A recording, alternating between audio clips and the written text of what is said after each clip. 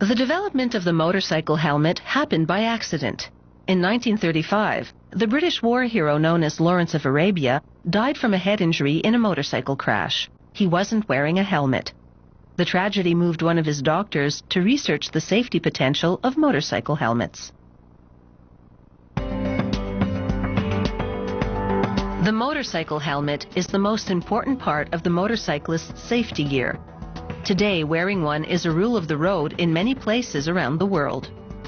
Modern helmets are entirely synthetic. They design them on a computer.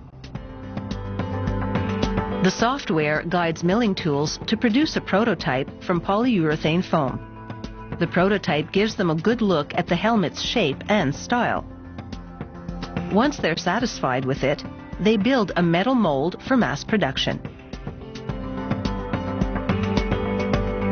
The molding material is a pile of polycarbonate pellets. It's the same thing used to make astronaut bubble helmets. An injection molding machine melts the pellets and injects them into the two-part helmet mold. The polycarbonate cools and solidifies into the shape of the mold. The result is the outer shell of the helmet, complete with holes for vents and other parts. Next, a robot grips the helmet shell and moves it against a sanding belt to smooth the seam left by the mold.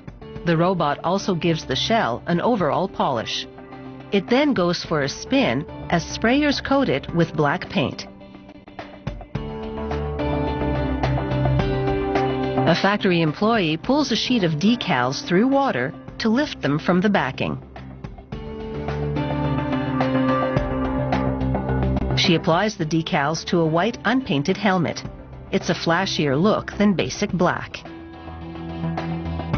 It takes practice to be able to apply the decals correctly because the helmet surface is complex and curvy. She smooths out air bubbles in preparation for the application of a protective clear coat. The next assembler installs a pivot mechanism on each side of the helmet. They'll enable the face shield and visor to be raised and lowered. The hardware fits perfectly into the molded niches. There's just enough room for the mechanisms to operate smoothly.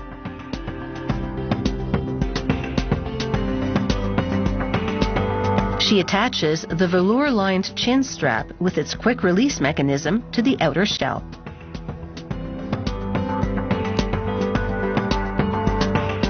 Then these foam polystyrene pellets are transformed into the helmet's cushioning inner shell. The pellets flow into another injection molding system.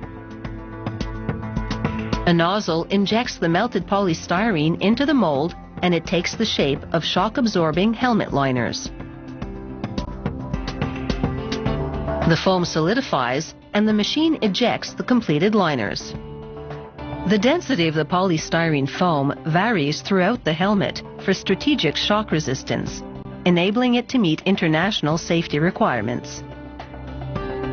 Padding in the crown and around the chin area makes it more comfortable to wear. They now join the helmet's inner shell to the outer one. After a liberal application of glue, she pushes the liner into the shell.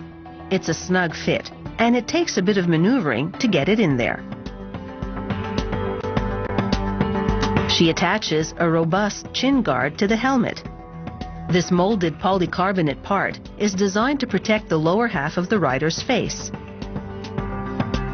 The assembler screws it to the helmet on both sides.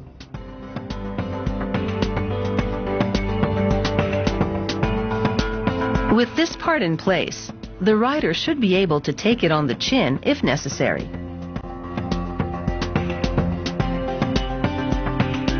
A transparent polycarbonate face shield completes this motorcycle helmet. And now, a test.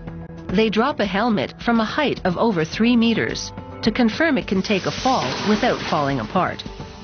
It survives, and the entire production batch is approved. Designed for impact and made to specification, this helmet could just save your skull.